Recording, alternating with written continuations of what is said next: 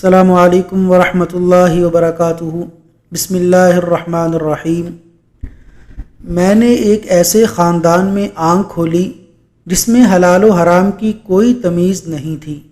شراب ہمارے دسترخوان پر دیگر مشروبات کی طرح موجود ہوتی، سودی لین دین میں بھی ہمیں کوئی قباحت محسوس نہیں ہوتی تھی۔ مسجد میں جانے کی ہم نے کبھی زحمت گوارا نہیں کی تھی۔ ہمارے پڑوس میں ایک بہت بڑی مسجد تھی۔ اس مسجد میں شیخ ابراہیم خطیب تھے۔ لوگ ان کی شخصیت اور خطابت کو بہت پسند کرتے تھے، لیکن ہمارے گھر والوں کو ان سے کوئی سروکار نہیں تھا۔ ایک دن میں اپنے گھر کے بالا خانے پر موجود تھا اور مسجد سے شیخ ابراہیم کی آواز آ رہی تھی۔ مجھے ان کی آواز میں بڑی کشش محسوس ہوئی۔ تھوڑی ہی دیر کے بعد میں بے اختیار مسجد کی طرف جا رہا تھا۔ شیخ کی باتیں میرے دل و دماغ میں سرایت کر رہی تھیں۔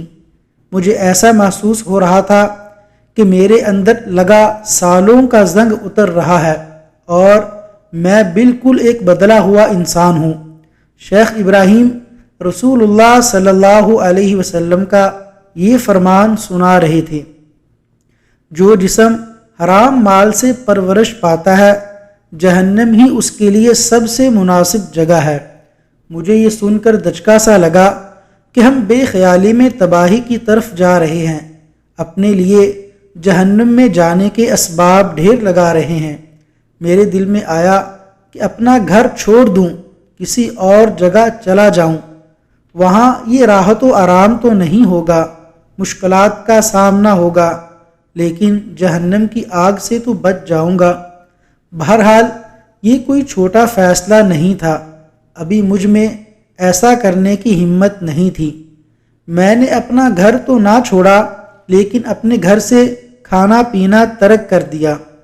اب کیفیت یہ تھی کہ میرے گھر والے تو اپنے من پسند کھانے کھا رہے ہوتے اور میں دہی، پنیر، روٹی وغیرہ لے کر کم سے کم پیسوں میں گزارا کر رہا ہوتا، کیونکہ میں اپنے والدین کے پیسے استعمال کرنا نہیں چاہتا تھا۔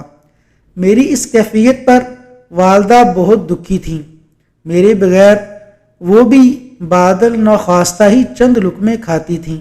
ان کی شدید خواہش تھی کہ میں بھی ان کے ساتھ کھانے میں شریک ہوا کروں۔ وہ مجھے بڑے لاڈ پیار سے سمجھانے کی کوشش کرتیں۔ میں انہیں بڑے احترام اور محبت بھرے انداز میں جواب دیتا، امی جان، آپ بھی جانتی ہیں کہ میرے باپ کا مال حرام ہے، اس میں سود کی آمیزش ہے۔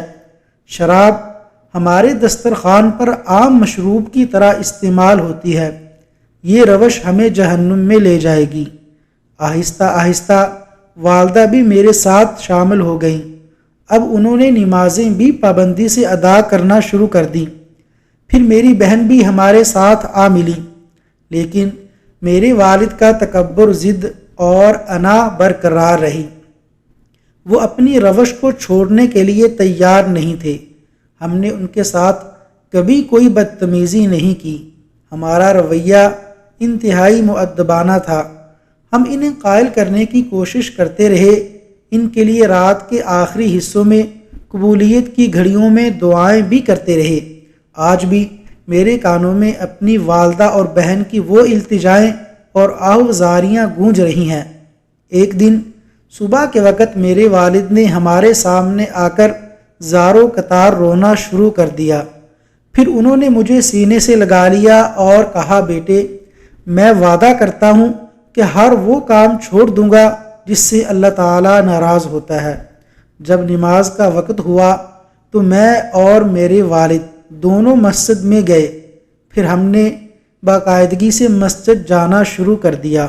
ہم بڑی توجہ اور دلچسپی سے شیخ ابراہیم کے دروس و خطبات سنتے، جن کی تقاریر ہمارے لیے ہدایت اور رہنمائی کا باعث بنی تھیں۔ الحمدللہ آج ہمارے گھر سے شراب، سود اور دیگر خبائث کا بالکل خاتمہ ہو چکا ہے۔ اب ہر کام میں ہمارا گھرانہ اللہ اور اس کے رسول کی اطاعت کو مقدم رکھتا ہے۔ وصلی اللہ علی نبینا محمد وعلی آلہ وأصحابه أجمعين.